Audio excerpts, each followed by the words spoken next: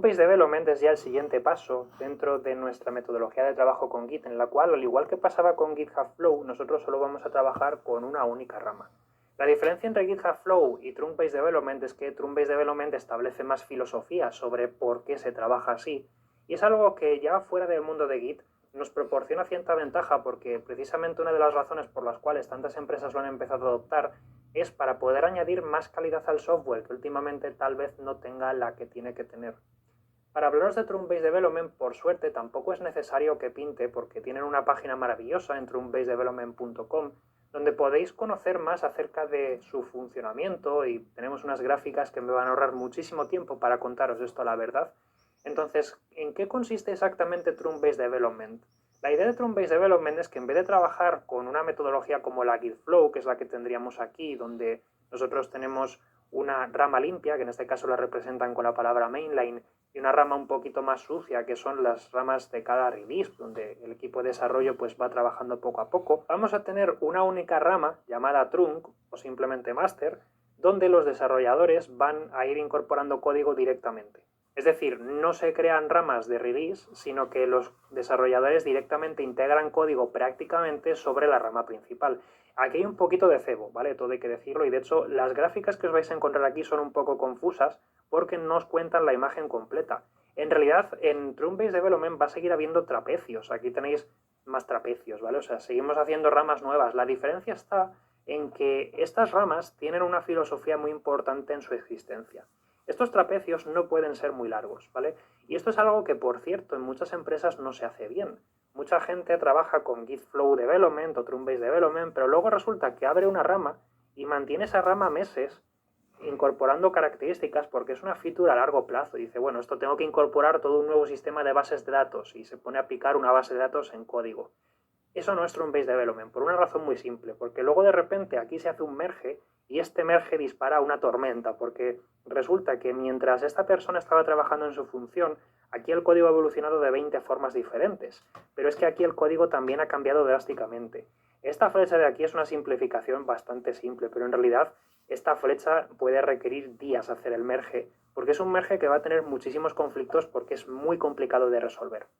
Una de las cosas que propone Trunk-based development es precisamente la idea de que las ramas, estos trapecios, tienen que vivir poco, como mucho, un número de días que no supere 2 o 3 tal vez.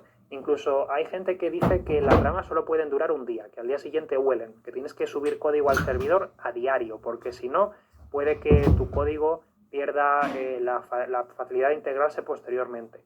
Cada día que tienes una rama abierta, cada día que tienes uno de estos trapecios, tu código tiene más posibilidades de ser una rama que dé problemas a la hora de integrarla, por lo que una de las cosas que propone Trunk-based development precisamente es trabajar en ramas muy cortas, algo que también, por cierto, nos va a ayudar muchísimo a la hora de preparar el scope de las tareas que tenemos que hacer, porque al fin y al cabo, si tenemos ramas cortas es que sabemos exactamente cada uno de los puntos que tenemos que resolver en nuestro proyecto, porque si son puntos muy grandes es que a lo mejor no hemos dividido bien nuestro trabajo, gracias a los cuales vamos a tener la posibilidad de trabajar de una forma mucho más incremental y mucho más dinámica. Nosotros siempre vamos a tener una rama llamada trunk que contiene código con lo que se ha hecho en ese mismo día. Pero no solo eso, sino que encima Trunk-based development va un paso más allá y establece unas premisas muy importantes.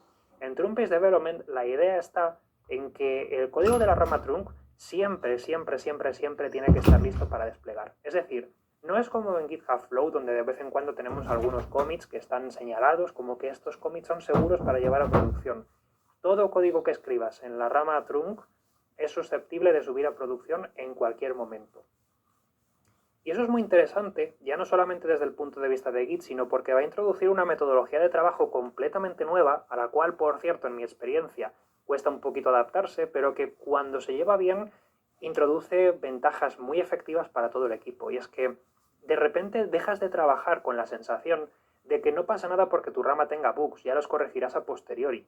La idea de que cualquier código que se meta en trunk puede ser susceptible de subirse a producción implica que cuando tú trabajas en tu proyecto vas a tenerlo en cuenta y vas a asegurarte de que tu código no introduzca errores, ¿vale? O no haga cosas muy bestias, porque de repente te pone la responsabilidad de que tu código puede tirar abajo el servidor. Y eso hace que veas las cosas de otro modo. Aunque ahora mismo no te lo parezca, seguro que lo acabas viendo así.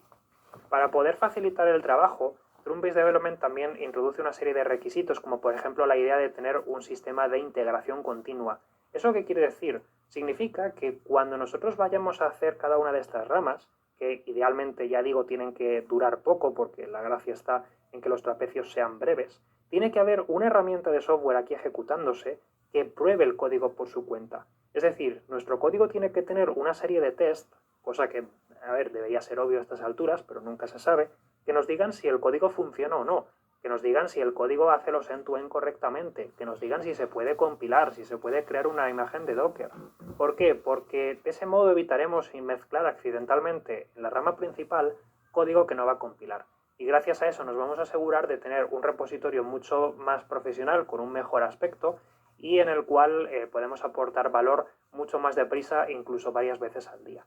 Si alguna vez habéis escuchado que hay organizaciones, quizás Amazon por ejemplo, donde despliegan varias veces cada día, es porque utilizan metodologías como esta. No soy muy fan de compararme con otras personas o con otras organizaciones, es decir, a mí en el fondo no me gusta nada la idea de tenemos que ser como Amazon o tenemos que ser como Google, pero realmente esta es una de las pocas cosas que sí nos puede aportar valor de forma efectiva a la hora de trabajar con Git, la idea de tener una única rama. Hemos llegado bastante lejos hasta acá. Ya no tenemos 2 ramas ni tenemos 80 trapecios. Ahora solamente tenemos una rama y no es necesario perder toda una mañana viendo que se sube a producción y que no se sube. Todo se puede subir y por lo tanto pues requiere pensar de otra manera.